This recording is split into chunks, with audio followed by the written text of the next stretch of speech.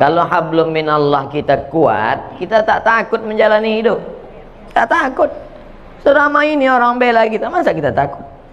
Cuman kas pulang kita nanti kan sendiri. Itulah gunanya hablum minallah itu mesti kuat. Kalau sudah kita angkat kedua tangan menghadap Allah, yang lain itu semua kecil. Allahu Akbar. Pejabat-pejabat kalau dia tidak mampu mengatakan Allah lebih besar dari jabatannya, stres. Dia tekan atasan, di jalan kena tilang, macet, sampai di rumah dia tekan orang rumah pula. Apa tak gila lama-lama? Makanan kolesterol, minuman diabetes yang ditonton, dibuka internet orang membuli, mengejek. Foto kita bagus pun diejek orang, jelek diinjak orang. Makanya hablum minallah mesti baik. Segala puja-puji bukan punya kita. Allahu Akbar. Diulang sekali lagi. Allahu Akbar kabira. Yang besar punya, yang besar itu Engkau ya Allah, bukan aku. Aku tidak ada nama besar. Kalau kita merasa diri kita besar, ketika kita dikecilkan orang, sakit tak hati kita? Sakit. Tapi kalau kita merasa kita bukan apa-apa dan bukan siapa-siapa, diejek orang, biasa aja. Jadi Ustaz kalau dibully diejek orang tak sakit itu Ustaz? Ada juga sedikit. Cuman tak besar kali. Nah, oleh sebab itu maka hablum minallah ni baik. Kita kalau terlalu dipuja-puji orang, melambung kita, merasa terbang di awan, maka balikkan kepada Allah. Allahu Akbar kabira wa subhanallahi bukratan wa asila. Subhanallah, yang suci itu Allah, sedangkan aku banyak silap, banyak salah, banyak dosa. Kemana kita mengadu, kemana kita menghadap? Wajahtu wajhiya, kuhadapkan wajahku. Wajhiya itu artinya wajahku. Kuhadapkan wajahku ini kepada siapa? Bukan kepada atasan, bukan kepada direktur, bukan kepada GM, general manager. Kuhadapkan wajahku kepada dia. Lilladzi fataras samawati wal ard. Langit, bintang ke bintang, Venus, Merkurius, Neptunus, Mars, semua dalam genggaman kuasanya. Innama amruhu idza arada syai'an ayaqula lahu kun. Kecil bagi dia. Dan sebab itu orang barat itu terlalu dipikirkannya dunia ini sampai tak bisa dia tidur, kena penyakit insomnia. Dimakan 3 pil satu hari barulah bisa tidur. Habis dosis itu bangun tak bisa lagi, dimakan lagi. Akhirnya hilang penyakit itu, datang penyakit buah pinggang.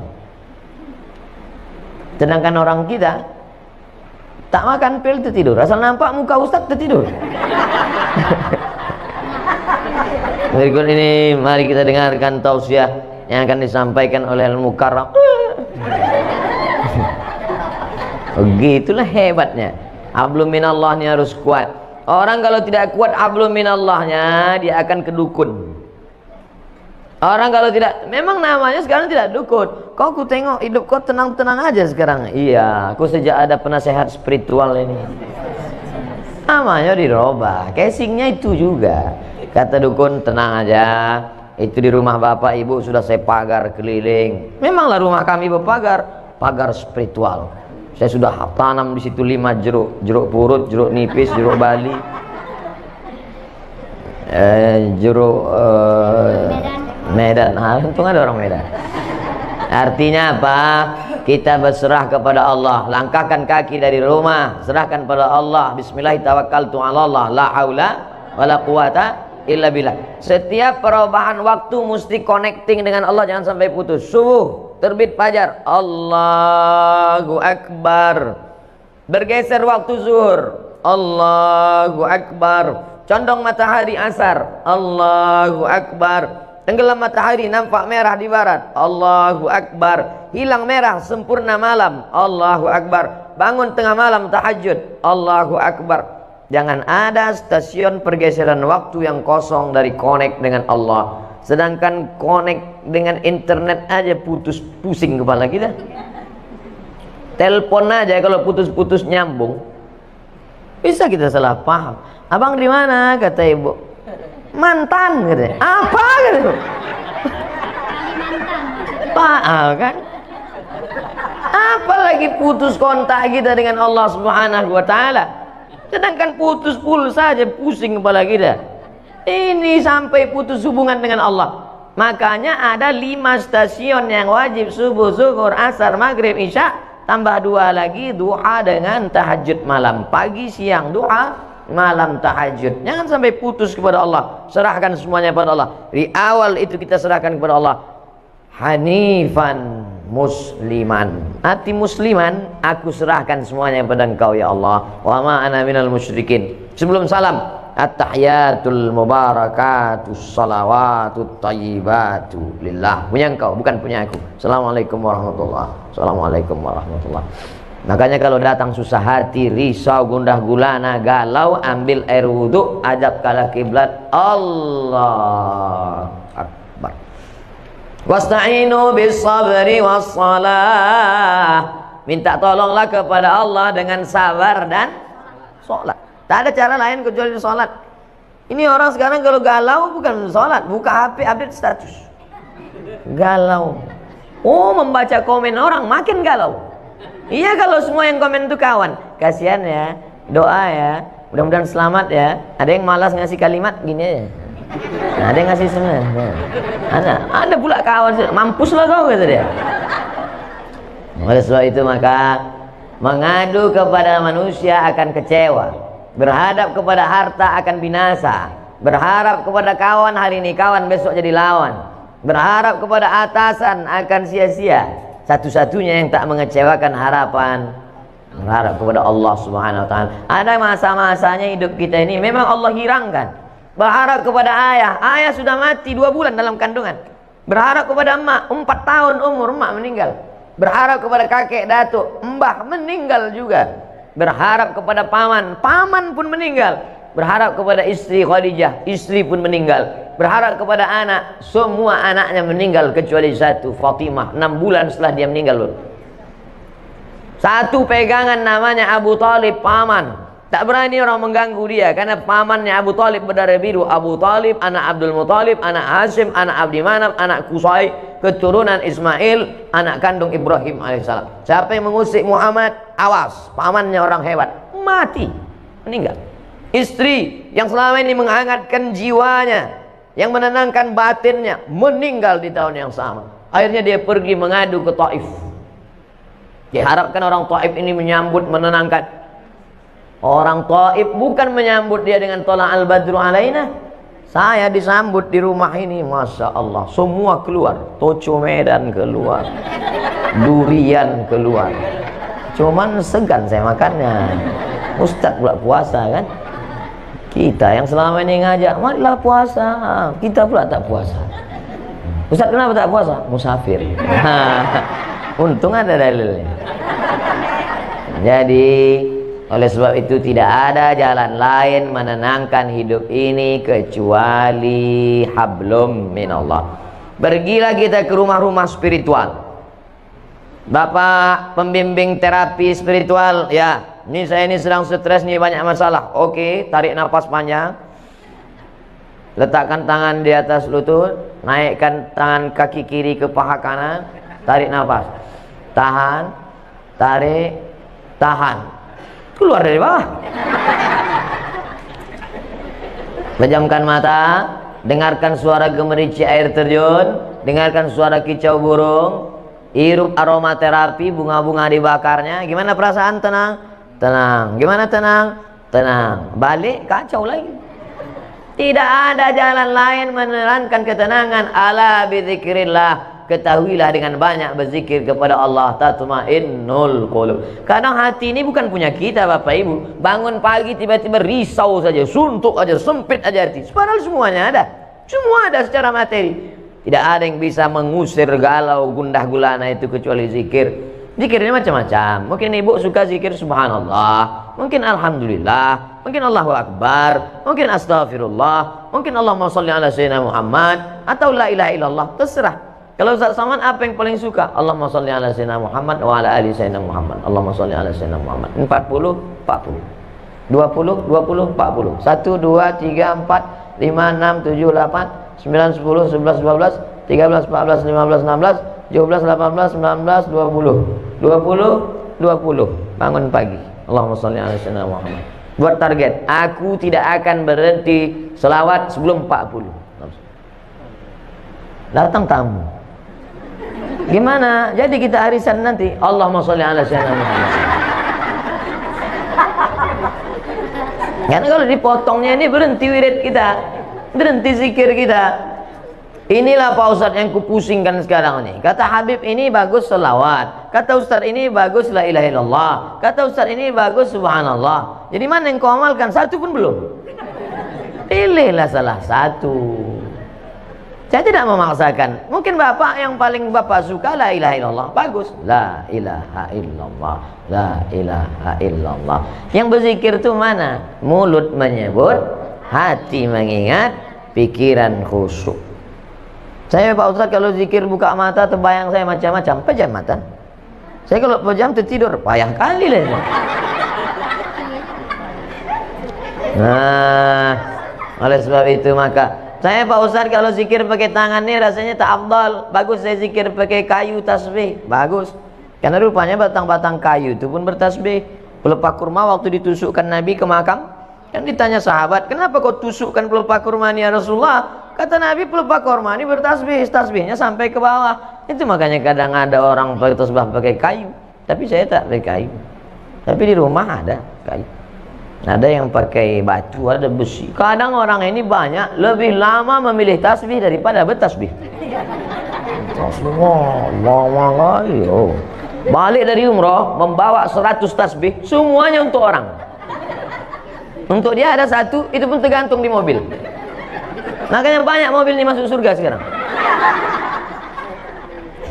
Ambillah satu, ketiklah tasbih itu 100, subhanallah 100, alhamdulillah 100, Allahu akbar 100, la ilallah 100, la haula wala quwata illa billah 100. Huwallazi anzala sakinata, dia yang menurunkan ketenangan fi qulubil mu'minin, ke dalam hati orang yang beriman. Jantung sebelah kiri berdetak, dua jari di bawah berdegup dan berdetak. Disitulah letak zikir itu. Terasa dia berdegup. Kalau ada yang tak terasa berdegup, kasih tahu. Kain kapan dah yang bawa kan? Itu di situ dia. Selama dia berdegup, selama dia berdetak, alladzi waswisu fi sudurin nas, dia yang berbisik-bisik di dada manusia. Dada sebelah mana? Sebelah kiri. Situlah dia berbisik. Minal jinnati wan nas, bisik dia. Tak usah kau berzikir, tak usah kau berzikir, tak usah kau berzikir. Dengarkan aja lagu dangdut, dengarkan aja lagu tripping, pergi kau ke diskotik, pergi. Alhamdulillah. Semua yang mendatangkan ketenangan itu semuanya palsu. Semakin besar kota metropolitan, semakin banyak hiburan, semakin banyak minuman, semakin macam-macam khamar. Dulu cuman anggur dipijak-pijak, kemudian disaring, airnya disimpan selama seminggu, fermentasi, diminum, khamar namanya. Sekarang canggih, sabu-sabu, mahal. Semuanya menawarkan ketenangan palsu. Pergilah kita ke psikiater, psikolog. Pak psikolog, ya tolong kau kasih dulu aku obat. Kenapa? Sudah 2 malam aku tak bisa tidur. Kata psikolog, masih syukur kau 2 malam. Aku udah 2 bulan tak tidur-tidur. Setiap orang punya masalah. Siapa yang tak punya masalah hidup ini? Enaklah Ustadz Somad itu ya. Jalan sana, jalan sini, jalan sana, jalan sini. Saya tak bisa jalan kemana-mana Ustadz, di rumah aja. Kenapa kau tak bisa jalan? Bisul di kening. Malu nampak orang. Enak Ustadz jalan-jalan. Aku jalan-jalan tuh kau tahu kenapa? Iya, aku tak bisa duduk, bisulku di belakang. Hampir semua kita punya bisul. Cuman bedanya kita tak tahu bisul orang. Kalau ditanya satu-satu, tanyalah. Tapi jangan pula gara-gara ini besok susah. Apa kabar? Di mana bisul kau? Kita ini punya masalah semuanya. Adam alaihissalam, la taqraba hadhihi syajarah, jangan kau dekati pohon ini, fatakuna minaz zalimin, nanti kau bisa jadi orang zalim. Dia pun juga silap dan salah, kemudian dia berdoa, Rabbana zalamna anfusana wa illam taghfir lana wa tarhamna. Adam aja salah. Jangan kau tinggalkan umat ini. Nanti kalau kau tinggalkan umat ini nanti bahaya, tak sanggup dia. Ditinggalkannya umat itu, naik sampan. Sampan mau tenggelam. Semua penghuni sampan diundi. Kita undi ya, siapa nanti yang namanya keluar. Itulah dia nanti yang akan dicampakkan keluar dari sampan. 3 kali undi, nama dia terus keluar. Padahal ibu-ibu selalu berdoa minta nama dia keluar. Arisan. Asal diundi nama Yunus keluar.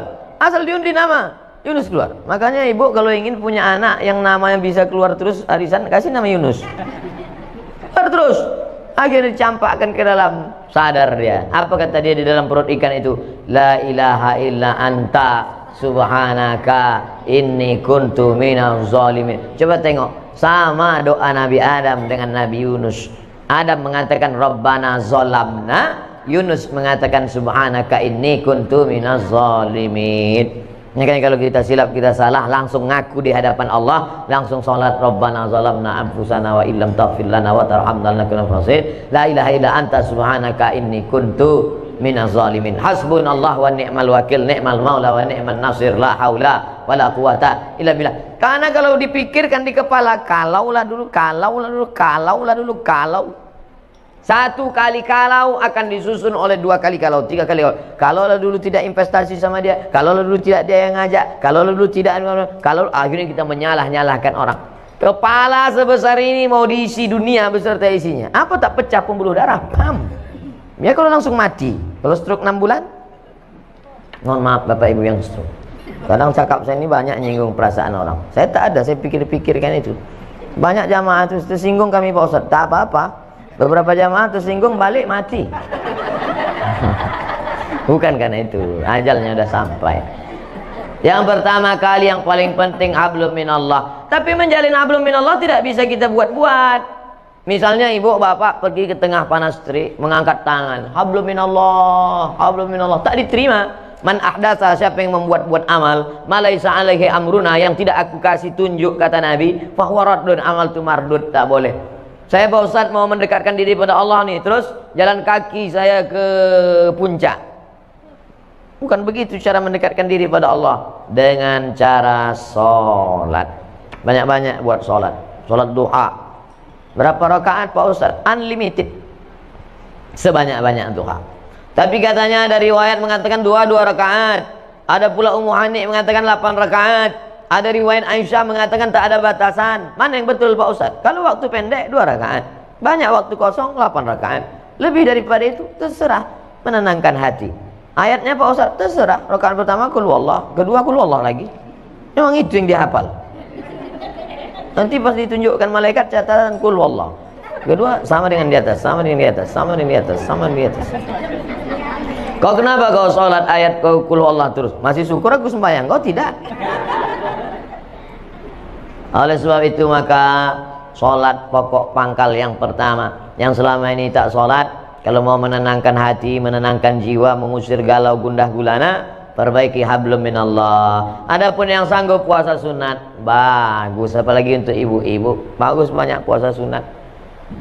Bapak-bapak, bagus banyak puasa sunat. Saya suruh mahasiswa-mahasiswa itu kalian puasa sunat. Untuk apa Pak Ustaz? Mengirit belanja. Puasa sunat untuk apa Pak Ustaz? Mengurangi tekanan darah tinggi, kolesterol. Semua puncak mari penyakit adalah makanan. Al-ma'idatu baitu kulli da. Lambung sumber segala macam penyakit. Asyaitanu yajri majran dam. Setan mengalir dalam aliran darah. Kalau kamu mau kurangi alirannya, kalau kamu mau persempit lalu lintas setan, kurangi makan. Ustaz Somad ini nyindir kami makan nih, enggak. Saya makan tuh tergantung undangan jamaah. 5 hari itu undangan, 5 kali makan. Sikit-sikit makan, sikit-sikit makan. Tapi tak ada pantangan. Apapun ada habis. Riba sudi, hantam kromo, bantai saja. Yang penting kita berdoa. Yang penting sehat. Jangan katakan kalau kurus sakit, kalau gemuk sakit. Enggak, mau gemuk, mau kurus, yang penting sehat. Ustaz sakit ya, kata dokter. Ustaz sakit? Tidak, saya bilang. Ustaz kalau biar agak nampak sehat sikit, Ustaz harus minum ini, dikasihnya susu kental manis. Susu kental manis. Sekali pagi 1 gelas, siang 1 gelas, sore 1 gelas. Ustaz minum ini sebulan naik. Sebulan saya minum, timbang tetap 50. Kata Pak Dokter, dokternya orang Batam. Katanya Ustaz udah Ustaz minum SKM itu, sudah Pak. Tak ada bertambah, tidak. Ustaz terima aja lah, udah takdir Allah. Yang penting Ustaz sehat. Dan diperiksa sehat, alhamdulillah. Jadi hidup ini perlu kita pikirkan, tapi jangan terlalu dipikirkan. Karena tak selesai dengan urat kepala kita. Buat Fa idza azamta, kalau kau sudah tekad bulat, fatawakkal 'ala Allah, bertawakallah kepada Allah Subhanahu wa taala. Setengah jam, 30 menit, hablum minallah. Salat, hablum minallah. Baca Quran, hablum minallah. Saya Pak Ustaz berdiri lama tak bisa, sakit kaki. Salat duduk di kursi. Salat duduk pun tak bisa juga Pak Ustaz, sakit pinggang. Baca Quran. Baca Quran pun tak bisa Pak Ustaz. Asal dia buka Quran bersatu titik, dua titik, ya titik, berkunang-kunang. Pejamkan mata, berzikir. Berzikir pun tak bisa juga Pak Ustaz. Ada orang mati ikut. Tak ada gunanya kau hidup lagi. Amal yang paling ringan zikir. Maaf, ibu yang sedang dalam halangan menstruasi, baca Quran tak bisa, sholat tak bisa, galau, duduk di samping jendela, mulut menganga. Bukan cuma hantu masuk, lalat pun masuk. Tidak ada jalan lain kecuali zikir, zikir, zikir sebanyak-banyak. Abu Hurairah sebelum tidur malam menyimpul alfa uqdah, disimpulnya 2000 simpul. Diambilnya tali 2000 simpul, sebelum tidur malam dipetiknya 2000 simpul. Subhanallah, subhanallah, subhanallah, subhanallah. Kenapa kita payah tidur? Banyak betul yang kita pikirkan. Off kan, on kan hati, off kan otak, petik tasbih. Makanya banyak orang dulu mati pas dibuka selimutnya megang tasbih. Dibuka selimutnya terakhir pegang. Orang kita enggak, pegang HP terakhir. Banyak orang sekarang mati megang HP. Update status terakhirnya rasanya mau mati. Pas mau mati. Saya bukan nakut-nakutin, cerita aja. Jadi kalau ibu tengok nanti bapak tuh nanti malam statusnya agak macam-macam itu, tengok tak sampai subuh nampaknya. Saya tidak mengatakan hidup ini tak usah dipikirkan, bukan begitu. Kita pikirkan, kita harus ada planning. Nabi itu programnya bukan 10-20 tahun akan datang. Visi misi Nabi bukan 5 tahun. La tafta'unnal Konstantiniyah, kalian akan membebaskan Konstantinopel. Dari sejak Nabi lahir, dari sejak Nabi jadi Nabi di Madinah, dari sejak Nabi dapat wahyu, kapan Konstantinopel baru direbut orang Islam? 700 tahun setelah itu. Visi misi Nabi itu 700 tahun kita pikirkan. Kita pun juga berpikir anak-anak kita, kok harus jadi bisnismen, kok harus jadi orang kaya. Tapi sampai kita pikirkan, nanti kalau aku mati anakku ini makan apa, kerja di mana, mobilnya apa, rumah macam mana, kawin sama siapa. Gila kita. Cuma kita pikirkan cabai keriting harganya berapa, harga BPJS berapa. Mati kita. Yang penting kita berusaha, setelah itu kita serahkan kepada Allah. La haula wala quwwata illa billah. La haula wala quwwata illa billah itu setelah action. Setelah action baru la haula wala quwwata. Ini banyak juga orang tak ada berbuat apa-apa, pagi petang tidur aja. Apa ditanya, apa kerja kau sekarang? La haula wala quwwata. Ini kalau ada orang macam ini antuk kan kepalanya gede-gede. Sungsang.